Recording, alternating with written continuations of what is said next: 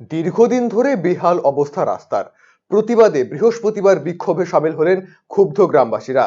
বেশ কয়েক বছর ধরে গাজল 1 নম্বর অঞ্চলের কচুয়া এলাকায় একমাত্র চলাচলের রাস্তা সংস্কার হয়নি বলে অভিযোগ। এই ঘটনার ফলে চলাচলে তীব্র সমস্যায় পড়েছেন গ্রামবাসী থেকে স্কুলের পড়ুয়ারা। প্রতিবাদে এলাকাবাসীরা বিক্ষোভ দেখান এদিন। কোন জায়গায় কি অবস্থা রাস্তা? আমরা কচুয়া বাসিন্দা।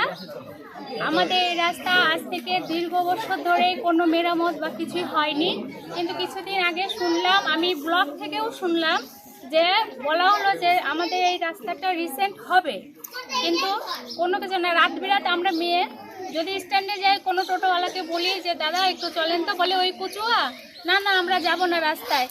20 টাকা 30 টাকাও যদি ভাড়া দিতে চাই তবুও কোনো টোটোওয়ালা আসে না। কেন? টোটো উল্টে যায়, রাস্তা খারাপ। রাস্তা খারাপ।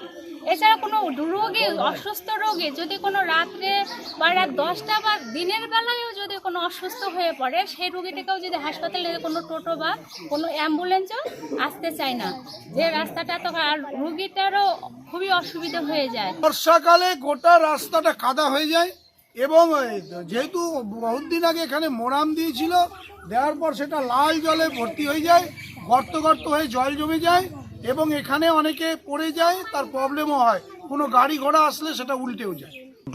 এই রাস্তাটা একদমই চলার যোগ্য নয় কিছুটা, আর এর আগের মাঝখানেরটাই খারাপ, আর দুই পাশের দিকে ভালো।